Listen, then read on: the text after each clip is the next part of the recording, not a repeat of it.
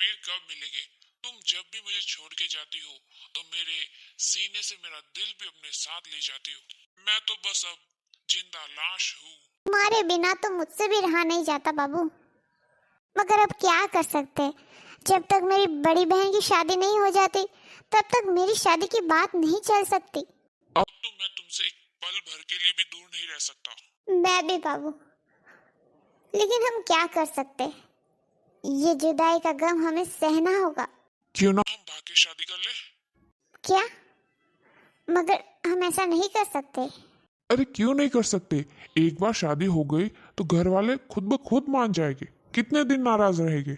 और तुम्हारे घर वाले तुम पे इतना जुल्म करते, ना तुम्हें कहीं बाहर जाने देते, ना ही तुम्हें पढ़ने दे रहे और ना ही तुम्हारी शादी करवा रहे, तो क्या फायदा वहां रह के? तुम मुझे बोलो बस और मैं तुम्हें लेने आ जाऊंगा।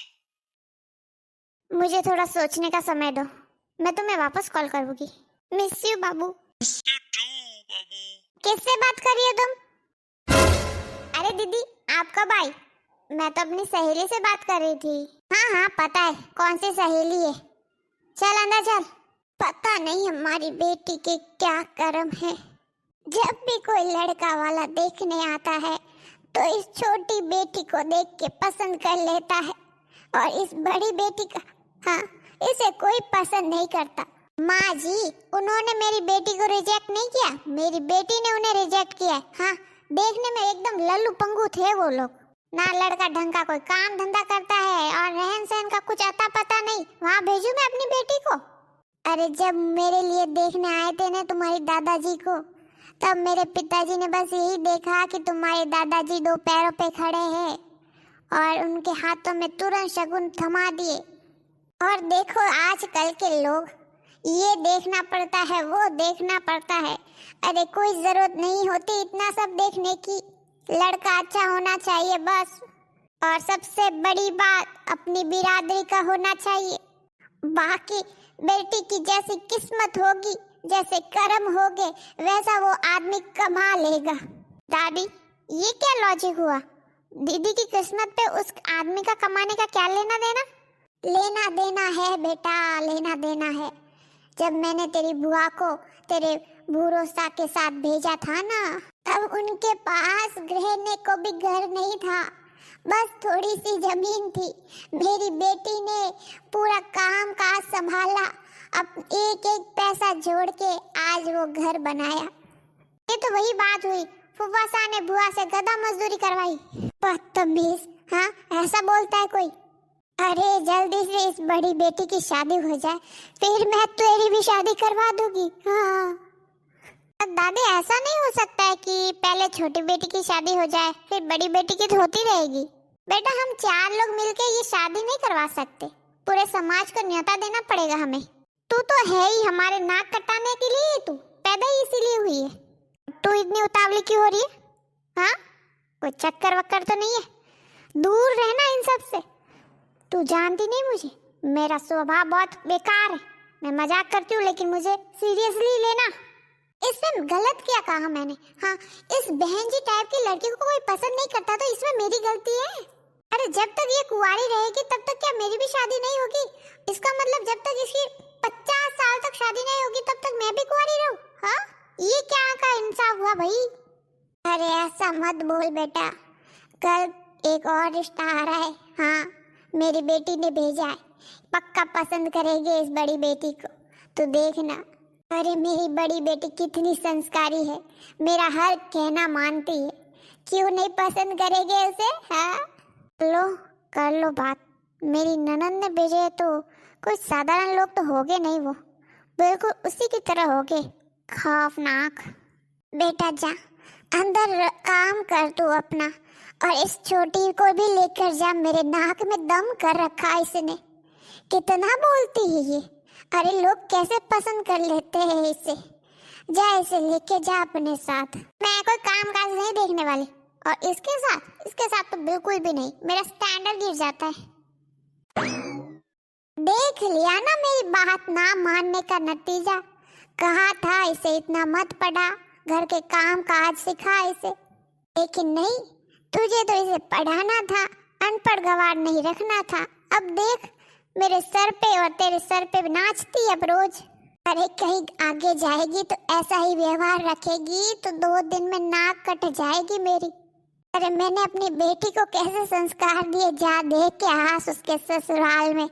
उसके ससुराल वालों के ठाठ हो गए जब से वो गई उस घर में।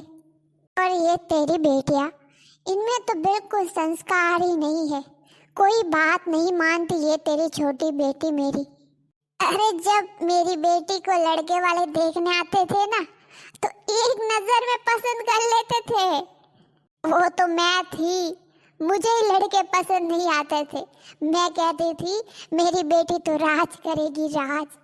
फिर जब मैंने अपने जमाईसा को देखा, अरे क्या मेहनती आदमी है वो, मैंने तो एक नजर में उन्हें पसंद कर दिया था।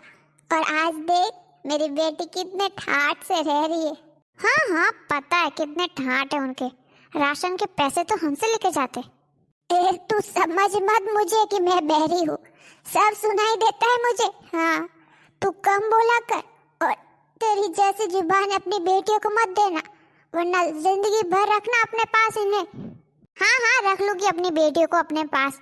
आपको क्या लगता है मुझ में दम नहीं है? हाँ जैसे आपकी बेटी का खर्चा उठाती हूँ इन दोनों का भी उठा लूंगी, क्या फर्क पड़ेगा? आपकी बेटी 1 साल में 10 महीने यहाँ और 2 महीने अपने ससुराल रहती है, क्या उखाड़ रही है वो वहाँ? उसे बोलो 2 महीने भी यहीं रहे, क्यों रहती है वहाँ? अरे वो तो उसकी कर्म हुई सास है ना, उसे वहाँ रहने नहीं देती, उसको तंग करती है, परेशान करती है, तभी वो मेरे जमाई सा खुद उसे यहाँ छोड़ जाते, वो खुद से नहीं आती, समझी? अरे तुझे तो शुक्रिया मनाना चाहिए, देवी जैसी सास मिली है तुझे। अगर तुझे भी मेरी बेटी जैसी सास मिली होती ना तब तुझे पता चलता असली सास क्या होती है। एहसान फरामोश। हाँ मुझे तो ऐसा कुछ याद नहीं आ रहा जैसा आप बता रही है। जब से मैं शादी करके यहाँ आई हूँ ना तब से लेके आज तक मैंने इतना काम किया आपके लिए, इतना काम किया कि मैं गिनाने बैठ जाऊँ ना तो आपकी 100 उम्र तो यूं ही बीत जाए। अरे शादी के बाद तो यहाँ पर पानी लाने के भी लाले थे, और ये घर जो देख रही है ना, आप जो कहती है कर्म अच्छे हो गए तो सब होगा, ये मेरे कर्म अच्छे थे इसलिए ये बड़े घर में बैठी हो आप, वरना आपके पास कुछ भी नहीं था, एक झोपड़ी के अलावा। हाँ हाँ तो तुझे क्या लगता है मैंने मेहनत नहीं की, मैं कभी बहू नहीं थी? हाँ आई बड़ी कर्म बताने वाली। मेरे बाबू ने थाना थाया। हाँ था लिया। बाबू मैं तुम्हारे बिना अब और नहीं रह सकती, पता नहीं मेरी बड़ी बहन की शादी कब होगी, अब मुझे अपने साथ ले जाओ तुम। तो तुम तैयार हो? हाँ मैं तैयार हूँ, मैं अब अपने बाबू के संग जाने को तैयार हूँ। तो क्या मैं अभी आ जाऊँ? अभी नहीं, रात को जब सब सो रहे होगे तब आना, तुम मुझे ले जाना। ओके बाबू। ओ बाबू मैं तुम्हारा कब से इंतजार कर रही हूँ, तुम्हें आने में इतनी देर कैसे हुई और किसी ने देखा तो नहीं तुम्हें?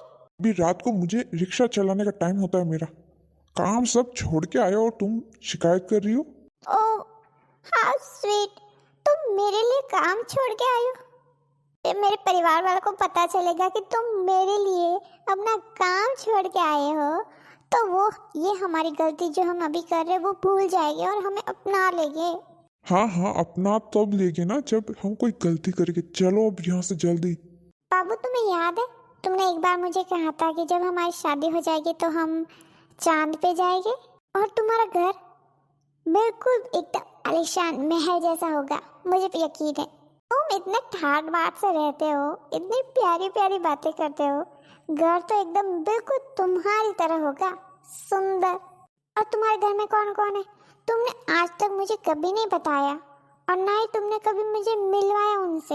अब तो मैं तुम्हारी फैमिली मेंबर होने वाली हूँ। वाह ये फीलिंग ही अलग है। तुम यहाँ से चलो बस, कितने ख्वाब देखती हो। बाबू ये तुम मुझे कहाँ ले आए हो?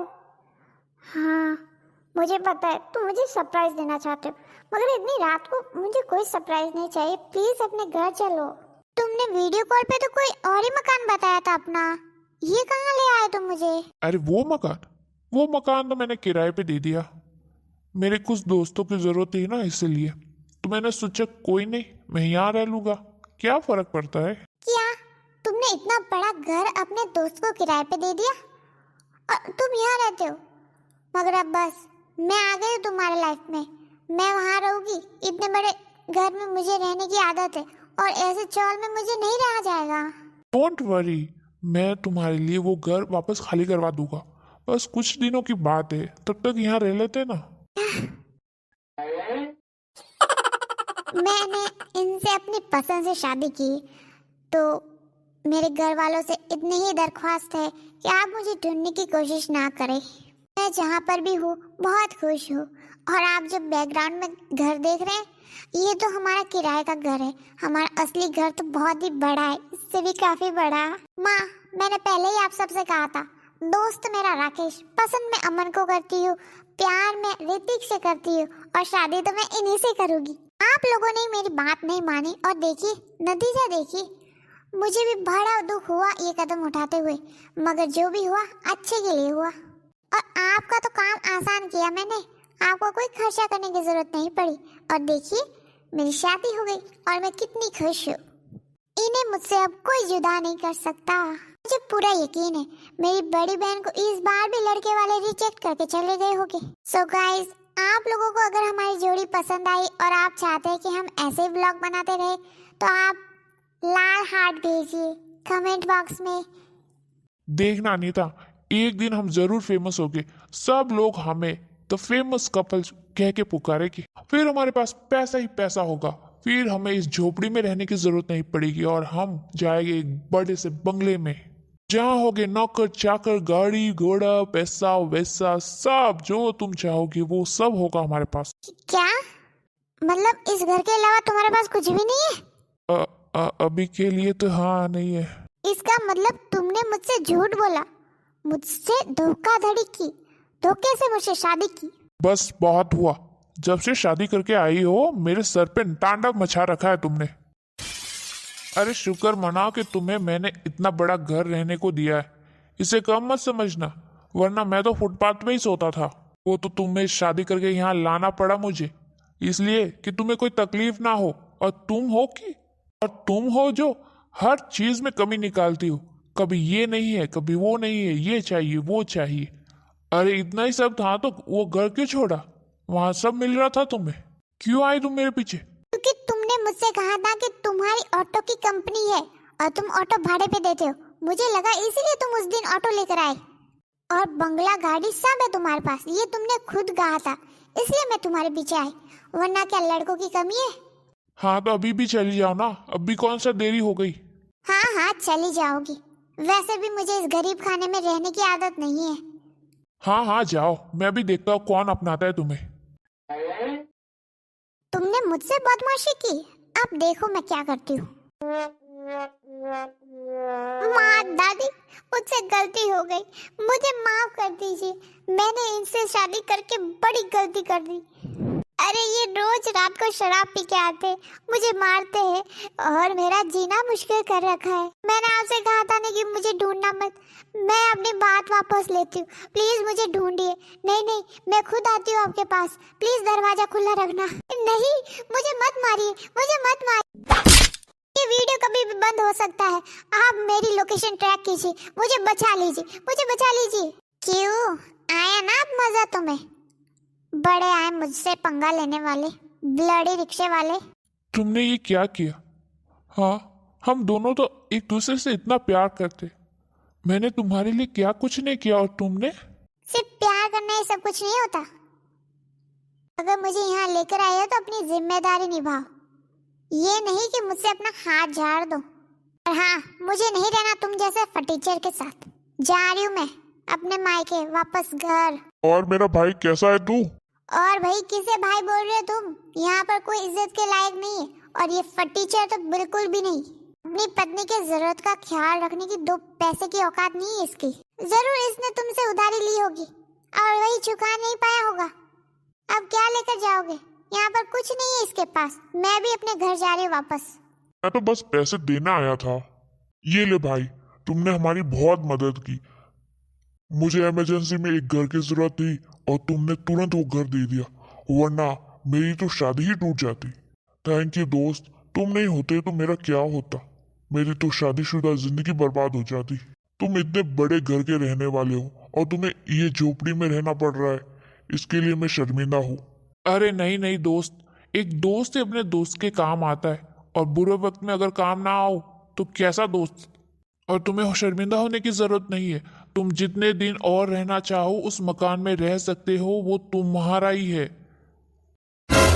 और ये तुम्हारे पीछे तुम्हारी पत्नी है क्या? ये क्या बोल रही थी? मैंने थोड़ा सुन लिया था। अरे वो कुछ नहीं, बस थोड़ी सी गलतफहमी हो गई। ठीक है, अब मैं चलता हूँ। ये क्या, तुम्हें वो पैसे देके क्यों गया? और उसने ऐसा क्यों कहा कि वो मकान तुम्हारा है? और कितने लोगों को बेवकूफ बना के रखा है तुमने?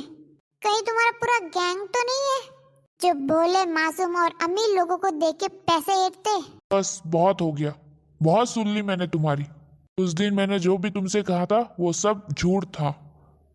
अभी जो आया था वो मेरा दोस्त था, और जिस मकान में ये रह रहा है वो मेरा है।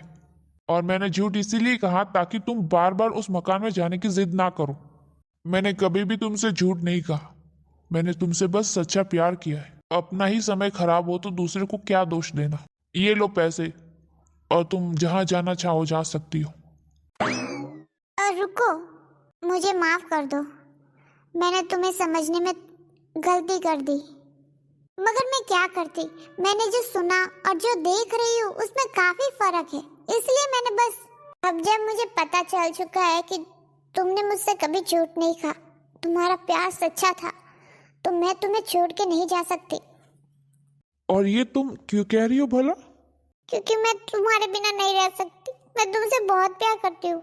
फिर एक बार सोच लो, हो सकता है कि ये पैसे उसी के हैं, मगर बस इसलिए दिखा रहा है ताकि तुम मुझे छोड़ के ना जाओ। और यहाँ इस झोपड़ी में मुझे कितने देर और रहने पड़ेंगे मैं कुछ नहीं कह सकता। इसलिए तुम्हारे पास अब भी वक्त है, सोच लो आराम से। मैंने तुम्हें पैसे दे दिए, तुम जहाँ जाना चाहो जो करना चाहो तुम कर सकती हो। बोला ना, नहीं जाओगी कहीं? हाँ, और रह लोगी इस झोपड़ी में भी। अब इतने दिन निकाले तो कुछ दिन और सही। और इस घर में कितनी खुली हवा आती है, और इस घर में तो ऐसा लगता है कि मैं सच में जी रही हूँ।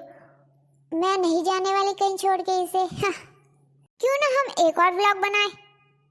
वैसे तुम्हारे वो दूसरे वाले ब्लॉग में काफी व्यूज आए, फायदा तो हुआ तुम्हारी नौटंकी का।